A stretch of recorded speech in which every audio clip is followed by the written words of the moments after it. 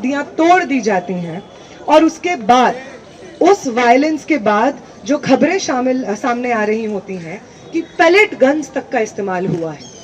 वो बेशर्म दिल्ली पुलिस जो 2 दिन पहले तक डिनाई कर रही थी कि कोई पैलेट गन का इस्तेमाल नहीं हुआ है, जब मीडिया ने इसको मैसिव स्केल पे कवर किया, एक मीडिया कर्मी का एमएलसी निकला, उसमें आया कि उनको पैलेट आया है, तब जाकर के फाइनली दिल्ली पुलिस को ये एक्सेप्ट करना पड़ा है 2 दिन पहले कि हाँ, हमने पैलेट गन्स का इस्तेमाल किया है। बिहार में भी जिस तरीके का एक्सेसिव टारगेटिंग हो रही है मुस्लिम और दलित स्टूडेंट्स की, नाम पूछ करके उनको मारा पीटा जा रहा है, उनको पुलिस कस्टडी में इंटिमिडेट किया जा रहा है, और अब फाइनली बेऊर में जाकर के मैक्सिमम स्टूडेंट्स को रखा गया है। ये जो टारगेटिंग हो रही है बंगाल में, जिस तरीके से स्टूडेंट्स को चिन्हित करके मुस्लिम स्टूडेंट्स को जेलों में भरा जा रहा है, और जब पूछा जाता है बंगाल की सरकार में बैठे भाजपा के लोगों से और बंगाल पुलिस से, तो उनका ये कहना है कि हम मिसक्रिएंट्स को अरेस्ट कर रहे हैं, जिन लोगों ने उस दिन हिंसा की है हम उनको अरेस्ट कर रहे हैं।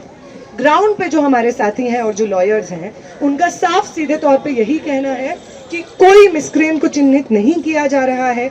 वो लोग जिन्होंने जर्नलिस्ट के साथ बदतमीजी की उनको चिन्हित किया जा रहा हो, ऐसा बिल्कुल नहीं है। स्टूडेंट्स का टारगेटिंग असॉल्ट और अरेस्ट बंगाल भर में इस वक्त चल रहा है। 1 मिनट के लिए नहीं, 1 सेकंड के लिए नहीं, हम नहीं मानेंगे कि होम मिनिस्टर अमित शाह के एक्सप्लिसिट परमिशन और नॉलेज के बिना सेंट्रल दिल्ली में पैलेट्स चलाए गए हैं, एक पल के लिए हम मंजूर नहीं करते हैं। तमाम सरकार के लोग जो ये नैरेटिव पेडल कर रहे हैं कि हम लोगों ने इस दिन जहां पे जंतर मंतर पे प्रोटेस्ट चल रहे थे, वहां पे जिन लोगों को चिन्हित किया है उसमें 2800 लोग क्रिमिनल्स हैं, जिनका क्रिमिनल एंटीसीडेंट है। आप ये बताइए, आप दिल्ली पुलिस के लोग हैं, आपके पास पूरी व्यवस्था मौजूद है, पूरा सर्वेलेंस का सिस्टम मौजूद है, आप क्यों इंतजार कर रहे थे कि एक बड़ा प्रोटेस्ट होगा जंतर मंतर पे जिसमें सब लोग आएंगे, सारे अपराधी आएंगे और उसके बाद हम चिन्हित करेंगे? पुलिस का काम क्या ये है कि वो इंतजार करते रहे कि मुजरिम उसके पास चल के आए और तब जाके वो कोई कार्रवाई ले? और अगर ऐसा नहीं है, और अगर आप ये जो 2800 का आंकड़ा बता रहे हैं वो एक बढ़ा चढ़ा करके आंकड़ा बता रहे हैं, हमारे प्रोटेस्ट को डिस्क्रेडिट करने के लिए बता रहे हैं, तो हमारा आपसे ये सवाल है कि यहाँ पे एक लंबे समय से 50 दिन के ऊपर तक यहाँ पे पीसफुल प्रोटेस्ट चले। उन पीसफुल प्रोटेस्ट की जो मांग थी, मेन डिमांड, धर्मेंद्र प्रधान का इस्तीफा, उस इस्तीफे को, उस डिमांड को माना गया और सरकार ने अपने रिप्रेजेंटेटिव को भेज करके इस चीज को वैलिडेट किया कि यहाँ पे जो स्टूडेंट्स के प्रोटेस्ट हो रहे थे वो जायज हो रहे थे, उसकी डिमांड्स जायज हैं। उसके बाद अब जब सत्ता में बैठे लोगों का अहंकार टूटा है, आपकी घर घर में थू थू हो रही है, 20 तारीख को आपने जो हिंसा की है, आप लोगों को इंसान नहीं समझा जा रहा है, पुलिस कर्मियों को, सिक्योरिटी पर्सनल्स को, हर जगह पे वो लोग जो गोदी मीडिया का नैरेटिव सुन करके प्रोटेस्टर्स को एंटी नेशनल और पाकिस्तानी कहा करते थे, वो कंधे से कंधे मिला करके आज हमारे साथ चल रहे हैं। आपने जो 20 तारीख को हिंसा की है उसको कंडेम कर रहे हैं, तो आप लोग अपना बचा कुचा अहंकार बचाने के लिए अब इस अटेम्प्ट को कर रहे हैं कि जंतर मंतर पे जो पीसफुली लोग बैठे हुए थे, आप उन्हीं को मुजरिम करार दे दीजिए। हम जानते हैं कि आपका ये 2800 का आंकड़ा है, उसका कोई मतलब नहीं है एक्सेप्ट कि आप चाहते हैं कि जंतर मंतर पे जो प्रोटेस्ट हुए, जिनकी डिमांड्स मांगी गई, जिसके बाद धर्मेंद्र प्रधान को इस्तीफा देना पड़ा, आप चाहते हैं कि वो प्रोटेस्ट डिस्क्रेडिट हो जाए।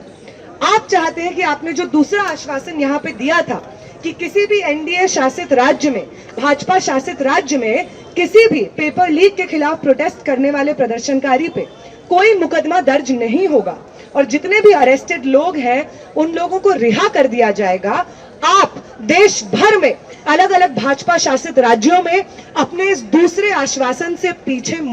पैर मोड़ रहे हैं, मुकर रहे हैं और इसके खिलाफ अलग अलग राज्यों में स्टूडेंट्स प्रोटेस्ट कर रहे हैं। आप चाहते हैं कि 2800 का आंकड़ा बता करके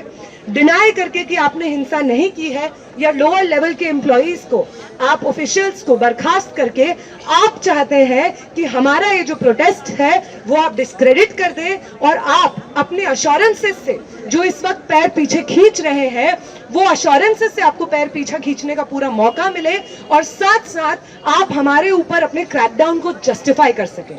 हम यहां से कह देना चाहते हैं जेपी नड्डा को और तमाम सरकार के अधिकारियों को, रिप्रेजेंटेटिव्स को, कि ये चीज कि सेंट्रल दिल्ली में आम नागरिकों के ऊपर पेलेट गन से आप फायर करेंगे,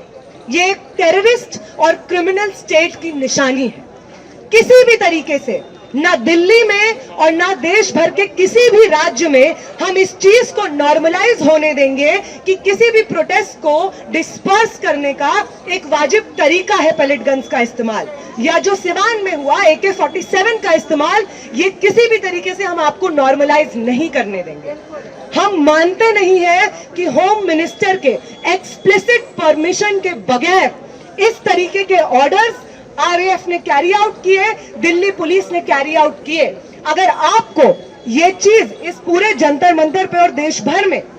जो छात्र आंदोलन चला है, अगर आपको उस छात्र आंदोलन की अच्छे से मांगे समझ नहीं आई हो, तो आपको फिर से बता दिए जाते हैं। पहला, आपके निकम्मे नकारा शिक्षा मंत्री का इस्तीफा, और दूसरा, हमारे तमाम साथी जो पेपर लीक के खिलाफ लड़ रहे थे, उन लोगों की जेलों से रिहाई और उनके खिलाफ दर्ज हुए तमाम मुकदमों को वापस लेना। और तीसरी चीज आप अभी सुन लीजिए, the commissioner of police of Delhi, the home minister of this country Amit Shah will not be allowed to escape without providing accountability for the pellet injuries to protesters. देश भर में जो ये एंटी मुस्लिम और एंटी दलित विच हंट हो रहा है protesters का,